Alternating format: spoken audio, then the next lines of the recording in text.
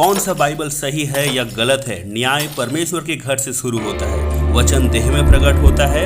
The Catholic Holi Bible 72 पुस्तक वाला या पवित्र बाइबल 66 पुस्तक वाला?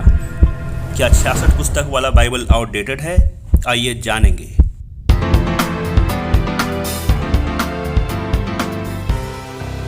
आपको ये जानने की आवश्यकता है कुछ ऐसी बातें बाइबल से जुड़े हुए। जब मैं बाइबल कहता हूँ, इसका मतलब ये है कि 66 पुस्तक उत्पत्ति से लेकर के प्रकाशित वाक्य तक, ये जो 66 पुस्तकें हैं, इसी को हम लोग संपूर्ण बाइबल कहते हैं। जब बाइबल को संग्रह किया जा रहा था, उस समय भी कई ऐसे किताबें लिखी गई जो बाइबल से अलग है, और अभी भी कई ऐसे किताबें जो लिखी जाती है जो बाइबल से अलग है, और कई ऐसे किताबें अभी भी लिखी जा रही है और ये दावा भी करता है कि ये परमेश्वर का वचन है।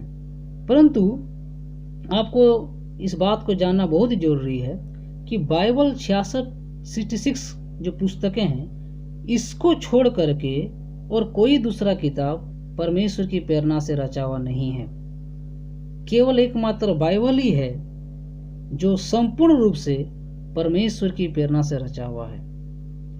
अगर हम दूसरा थिमोथी की पुस्तक 3 अध्याय का 16 पद पढ़ेंगे, वहां पर लिखा हुआ है कि संपूर्ण पवित्र शास्त्र परमेश्वर की प्रेरणा से रची गई है। संपूर्ण पवित्र शास्त्र, कंप्लीट बाइबल परमेश्वर की प्रेरणा से रचा हो गया है। और दूसरा पतरस 1 अध्याय का अगर 21 पद पढ़े, वहां पर लिखा हुआ है, क्योंकि कोई भी भविष्यवाणी मनुष्य की इच्छा से कभी नहीं हुई, पर भक्त जन पवित्र आत्मा के द्वारा उभारे जाकर परमेश्वर की ओर से बोलते थे।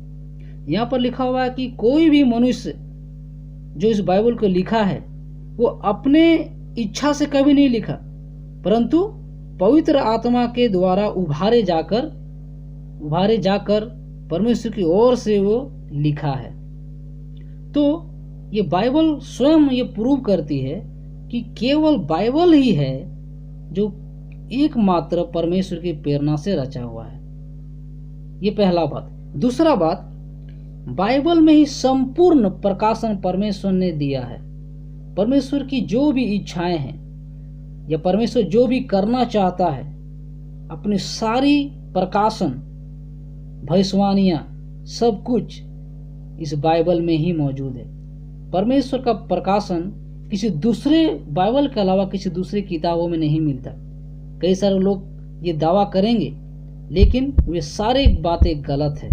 तो इसीलिए सबसे पहले आपको जानना जरूरी है, केवल एकमात्र बाइबल ही है परमेश्वर का संपूर्ण प्रकाशन, और एकमात्र बाइबल मतलब 66 किताबें, यही एकमात्र परमेश्वर का प्रेरणा से रचा गया एकमात्र किताब है। मुझे आशा है कि आपको इस बात को समझ में आया होगा।